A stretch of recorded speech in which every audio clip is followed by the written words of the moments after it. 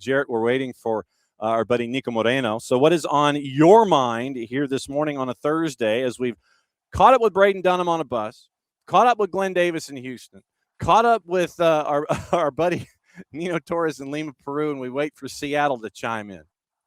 Well, you got to be patient. It's only 7:34 out on the West Coast because you know you just got to be patient with people sometimes. I It's an know. early morning. Some of us had late nights because we went to embrace sporting disappointment. Yes, that is absolutely Giving true. up a goal with 50 seconds left in the third period. Yeah, see, Jared is now sampling the National Hockey League with your Utah Mammoth. I've also come to the conclusion after the first period that my child is a hockey fan more so than any other sport because all of like the snack food immediately became second nature to her once she really got into like the hitting and the goal scoring. It's like it's a 3-3 game late in the third period. Like it's a fun game, but like yeah, she was like, "Tell me where the penalty box is. Where does this escalate?" Like, oh great, cool. We've chosen violence. This is what I See, need. I mean, that's see now. What you ought to do is you ought to see if you can find an AHL or an ECHL game to take her to. Oh, that's already happening. So, in West Valley City, Yes, on the west side, is the Utah Grizzlies, yes. who actually last night played the Atlanta Gladiators. They're still the Gwinnett Gladiators. To me, they'll always be the Gwinnett Gladiators, simply because clearly someone doesn't own a globe and doesn't own an atlas, Yeah. and has decided to try and market themselves as Atlanta, which is about the same thing as FIFA saying that Levi Stadium is in San Francisco. Yes. To suggest that like the arena at Gwinnett is Atlanta. But they actually played at the Atlanta Gladiators last night. But there is the Utah Grizzlies. This is their last year of operation. They're relocating. So yeah, we're going to be doing some minor league hockey because I used to work in radio with a guy who played minor league hockey, and his hands were mangled. He explained how much they fought in the minors compared to everywhere else, with guys trying to make a statement for themselves. So, absolutely true. Because the and the teddy bear toss is Saturday night for in West Valley. I won't be there for that. We got family coming to town this weekend. So I won't be there for that. But we'll go to other games. The season is long. Yes, and the boss always enjoys going to see the Gwinnett Grizzlies because we would get tickets in the 100 level, but we get them in the end zone, so we could basically sit wherever we wanted to sit, and you could get a double wine. And I will always tell people, like, go to those minor league hockey games because the tickets are cheaper. Like, you can sit on the glass for like $25 if you pick your spots. And the concessions are going to be slightly less absurd.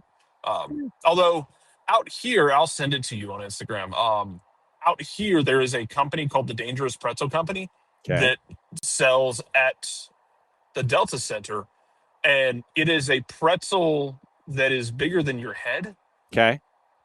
It's very good. It's delicious. But you can just buy this comically massive mammoth pretzel. If only the team scored as much as the pretzel does. See, because man, there's issues. Well, their power play is just plain bad right now. That's part of the problem. And the other part of the problem is they don't have anything in their online shop. Yeah, well, keep in mind they're functioning as like a second-year team at this point because I was explaining to one of my coworkers there's a company outing we're at. He's from Boston originally, so he's a Bruins fan, and he's like, so explain the Thrashers to me, and I'm like, I just took a deep breath. I'm like, I don't have the time for this. How many hours do you have with which I could explain the Atlanta Spirit Group and the Thrashers? You don't want to, and the failure of Atlanta. Don't even get me started on Atlanta Spirit. But yeah, this is like it's a second-year team. I mean, they came from the Broken Coyotes, Utah Hockey Club, to the Mammoth, and yeah, it is what it is. It's fun though. Yeah, it's gonna having. I will say this: having NHL and being able to like watch on TV the Hawks play basketball is a nice holdover until we get back to MLS schedules. Yeah. And NPSL and like all the degenerate things that get us through the year. Yes. So Nico Jarrett, now that he is in Salt Lake City, we're trying to make sure that he gets as much hockey as possible in the in-betweens until soccer training camps kick back in. So he's going to watch an East Coast League. He's watching minor league stuff. He's watching the Mammoth play, and his daughter. How old's the daughter? How's Ivy Board now? She is 8.5. So you've got an 8.5-year-old daughter who has now become addicted to hockey. Yeah, Wow. I mean, and she's already into. She was going to soccer games, but when she was like in utero, so that part was already done, and she's excited to actually go see more games in the spring. But we'll get there when we get there. Yes. We bring in our buddy Niko Moreno from Pulso Sports and Sounder at Heart. I offer my salute to you, sir. It's always great to see you on a Thursday, on a normal day. Roster decisions, free agency is opening up, and you got folks that are leaving and heading to Liga MX. Were you surprised that that Danny Leyva finally has made his way down to Liga MX? With the timing of it, did it seem like it was dragging its feet a little bit, or was this in the timing pattern that you were thinking this was going to go down? No, the timing was fine. The move was surprising. Yeah. I will not lie. It felt like it came out of left field, simply because there had been a time where Danny Leyva had a couple of opportunities to go to Liga MX, specifically to Pumas at one point. I thought that obviously coming off his best season and the possibility of Obed Vargas leaving, the team would be inclined to keep him. And I know for a fact that this wasn't like a offer that you can refuse, right? It's not something beyond anything we've heard before. Actually, everything that I've been able to hear is that it's below the million, but there is a possibility that with certain play performance type of situations that could add up beyond that million. But at the end of the day, it did kind of feel like it was going to be his time to shine here with the Sounders. So I was surprised in that regard. Now, I'm not surprised that a team like Necaxa would look at Danny Leyva. I think Danny Leyva provides a type of midfielder that you don't see often. He has the vision, he has the passing, he's young, he clearly has a Mexican nationality, which does help out when it comes to the roster built in Liga MX. The other part that was surprising about this move is that Necaxa, it's a fluid concept right now, right? That they ended up sacking Fernando Gago, who has been a bit of a fraud as a coach. I mean, he's been bad team after bad team and bad situation after bad situation. They actually just yesterday, Necaxa ended up showing and introducing their new head coach. So all of that was a little bit odd when you're going and getting a young player like Danny Leyva. However, I do feel like his skill set matches up very well with what we see in Liga MX. The speed, the style, everything about Liga MX just feels like it fits Danny Leyva. And look, I've seen him grow tremendously. I mean, from the point of when he first came onto the scene at 15, 16 years old to the player that he's now, I mean, it's night and day. He's clearly a player that goes to work. He's a student of the game. He is one of the last guys off the field. This last season, he was one of the last guys off the field because he was just doing set piece after set piece after set piece, free kick, corner. I mean, the kid has put in the work. So I'm just excited for him to get an opportunity and perhaps be one of the faces of Necaxa going into next season. It is catching up with our buddy Niko Moreno. It is off-season calendar. Free agency opened up yesterday. Re-entry, stage 1 is today. We've got MLS Cup to talk about. Jarrett, what's on your mind with Niko Moreno?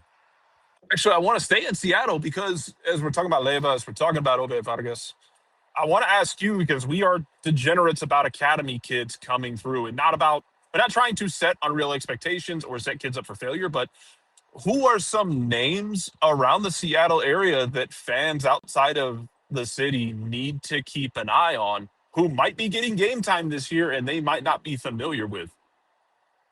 That's a great question. Obviously, the guys that are going to be coming into playing first team minutes, you kind of already seen some cameos of, and you might even be able to find them in a lot of Tacoma Defiance games.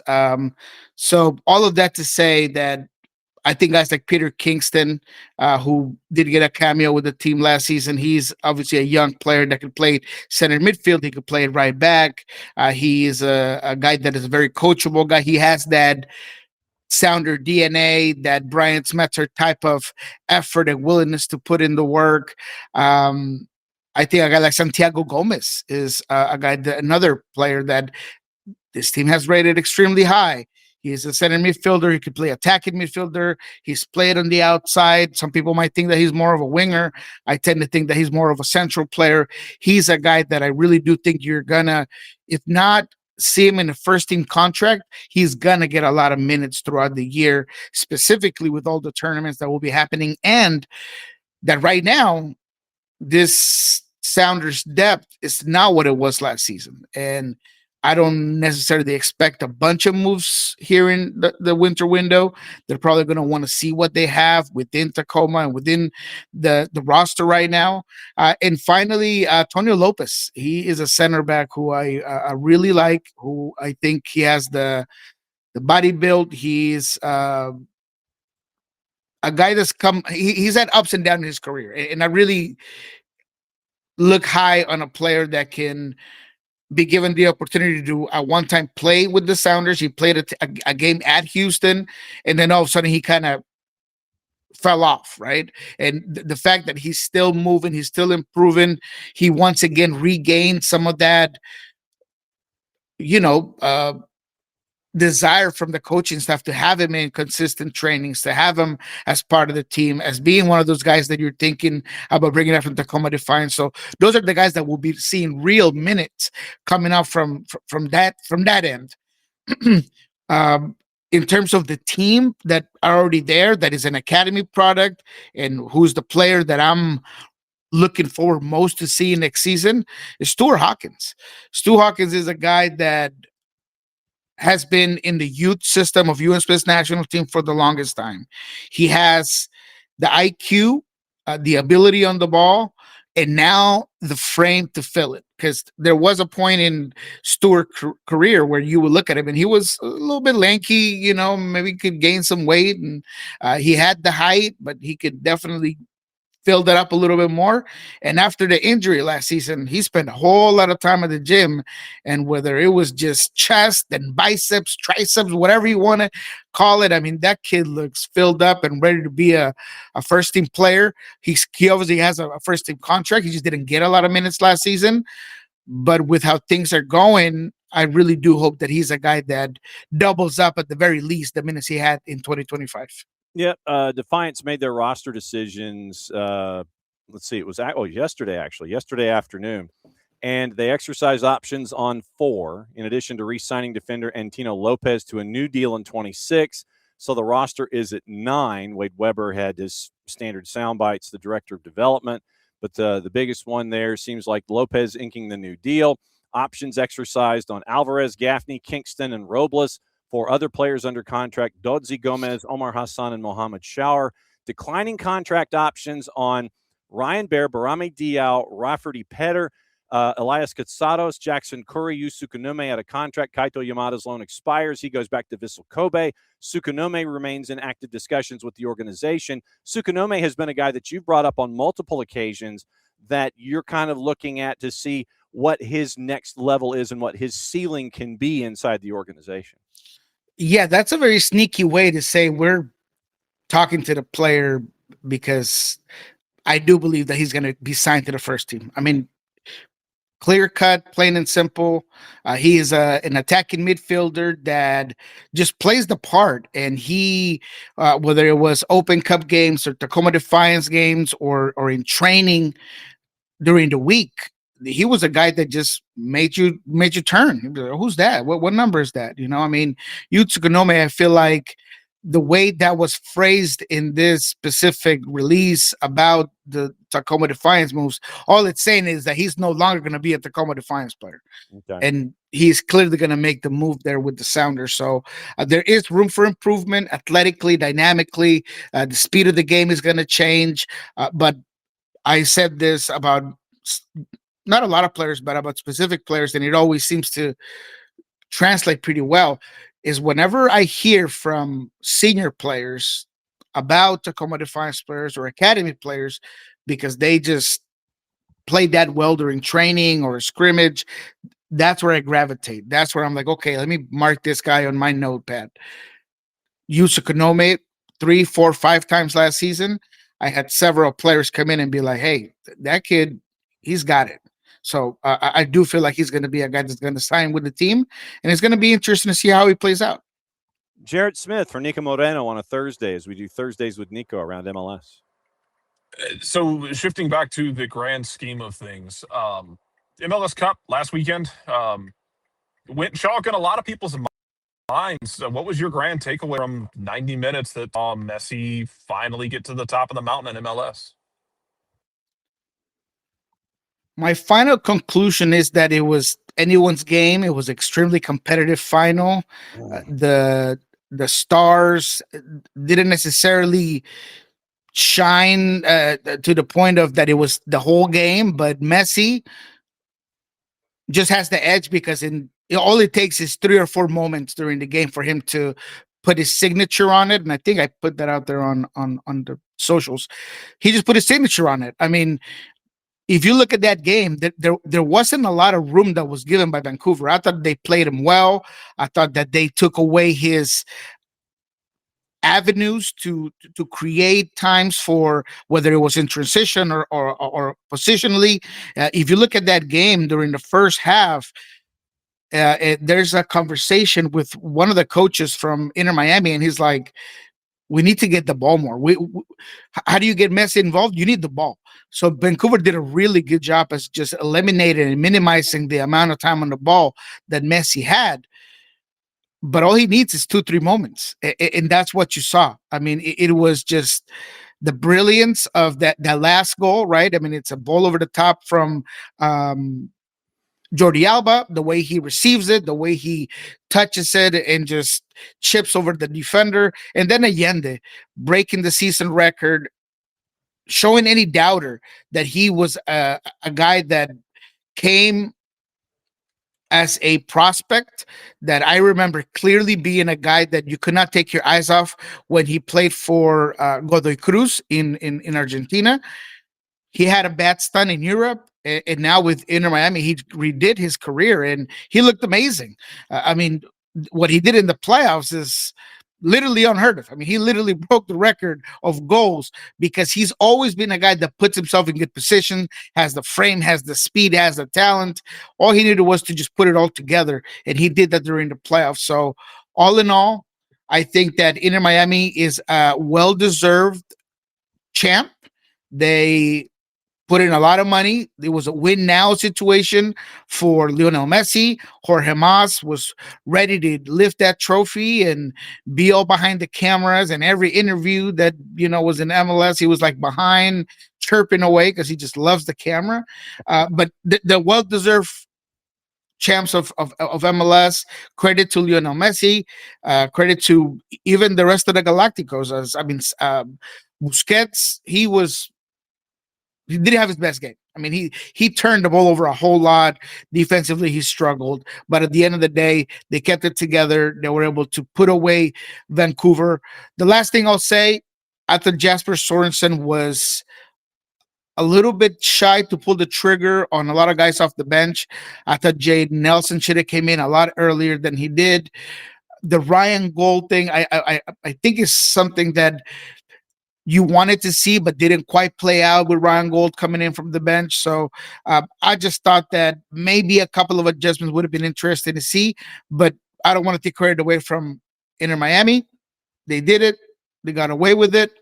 It wasn't a 3-1 type of game, though. I heard Inter Miami just dominates this game. Inter Miami just play him off the park. That is a bunch of baloney. I mean, Maine simple 100% baloney.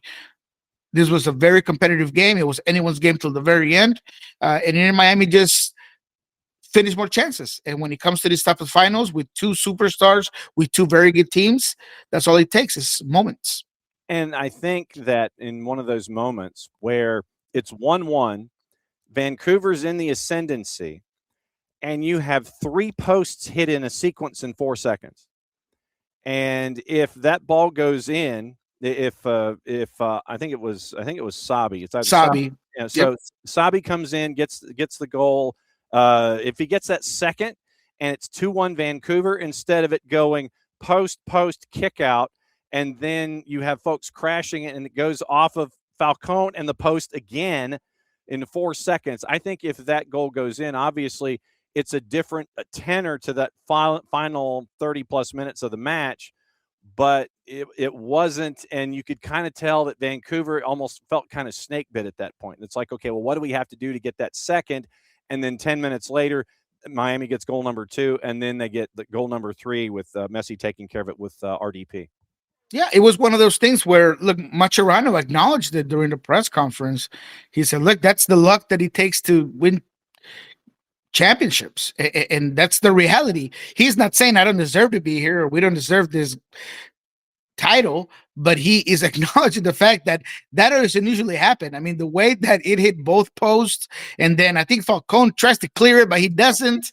And then Sabi's once again right behind it. I mean, that was a crazy dynamic where you're like, it's just their night. And then right after, what happens? How many times have you seen Berhalter hold the ball too long, turn the ball over in a vulnerable position during the season? You haven't seen it. And that's what it took. That's literally what it took. And out of all people, Messi's that guy pressuring you. Is he the master of pressing? I mean, I've never seen it. And he just is able to just get on the ball, you lose it. And when Messi has the ball in a more vulnerable place on the field, in a transition moment, and he has the paw in front, I mean, it's over, right? And the paw, credit to him as well. Very composed, great finish.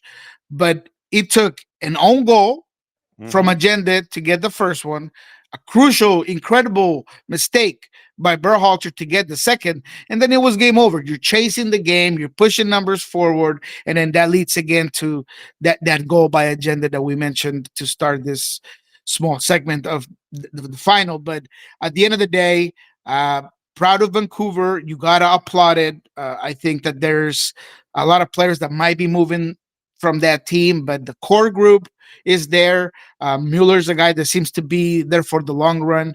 So Jasper Sorensen, man, he's gonna give a lot of folks things to talk about next season. No doubt. Jarrett with Nico, what's on your mind? No, you went right where I wanted to ask you about was with Jasper Sorensen taking. I was nervous when they fired Vanni Sartini, not thinking they were going to completely backslide. Yeah. But Vanni Sartini had them to a point of a baseline of stability that they weren't always getting to, and it felt like one of those moves. Like, yeah, you might get to the next level, but you could also backslide. And man, they really seemed like Vancouver took that risk trying to get better. And I know we're talking about Miami winning a cup and the Galacticos, and they're older and some of them are retiring, but it really does feel like Vancouver they'll make the right moves to fill some of these spots. They can be a part of this conversation for the next couple of years, and this might not be their only shot at all. Yeah, there's a few guys, that might have to go. There's there's lack of flexibility when it comes to the salary cap space, and they might move some guys just because they have to.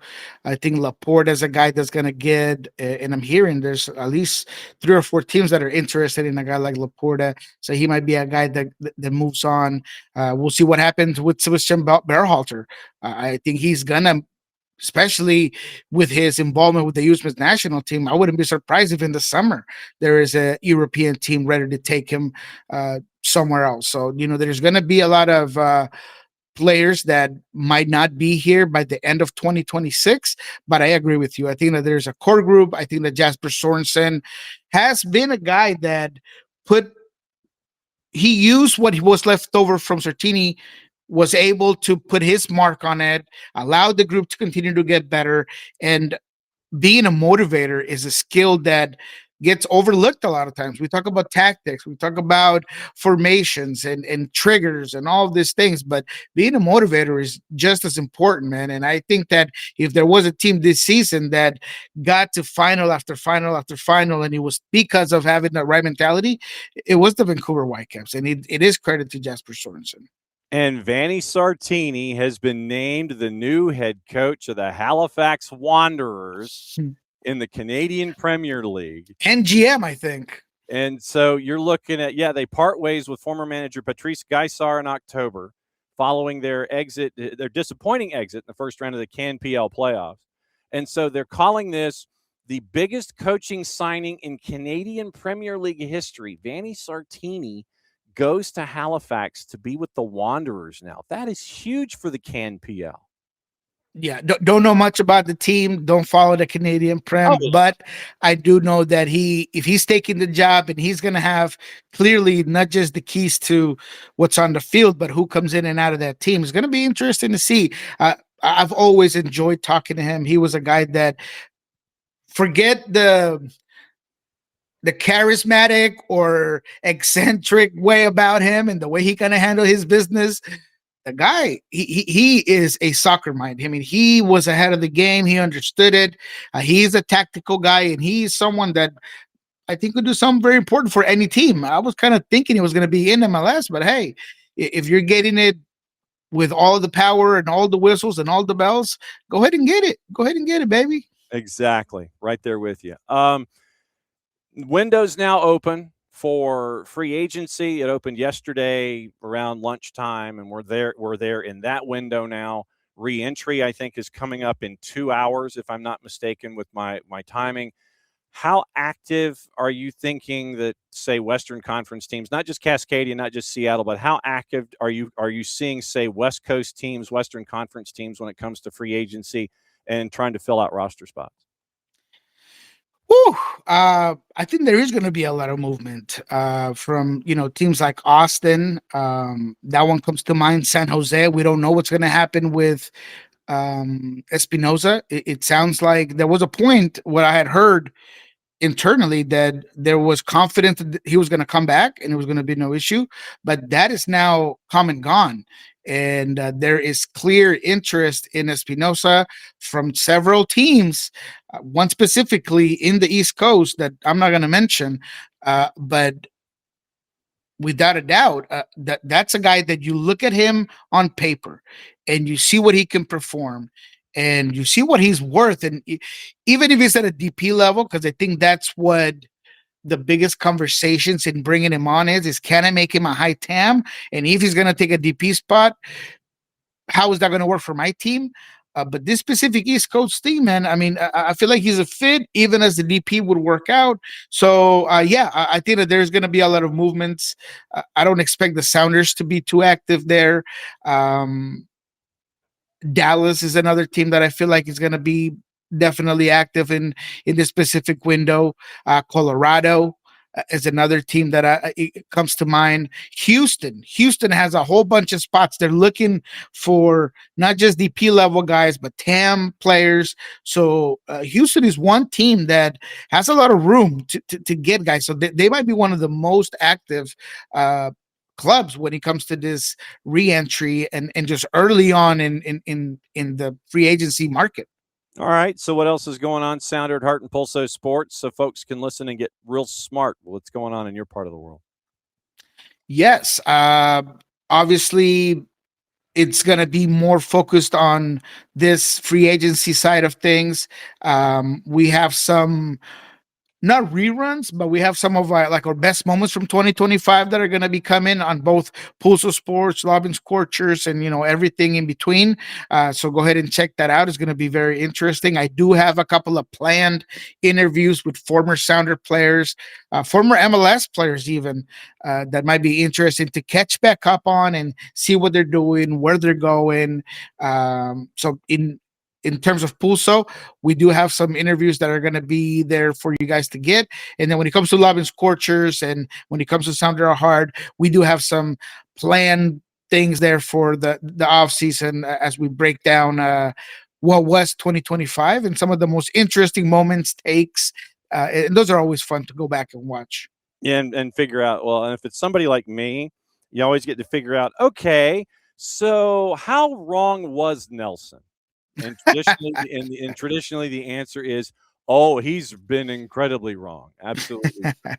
As always, my friend, it's great to see you, and we'll catch up with you again next week. I will be one tired dude catching up with you next week because Jason, I think, is going to be doing shows next week because I have high school football championships Monday, Tuesday, Wednesday at Mercedes-Benz Stadium. So my first day out of that loop will be catching back up with you, and Nino a week from today.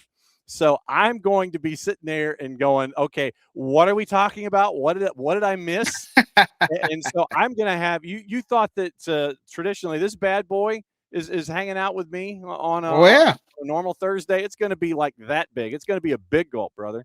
As you have the matching Tupac champ Washington State Cougars. Now, did you win the Tupac or did Oregon State win the Tupac this year? The Pac. No.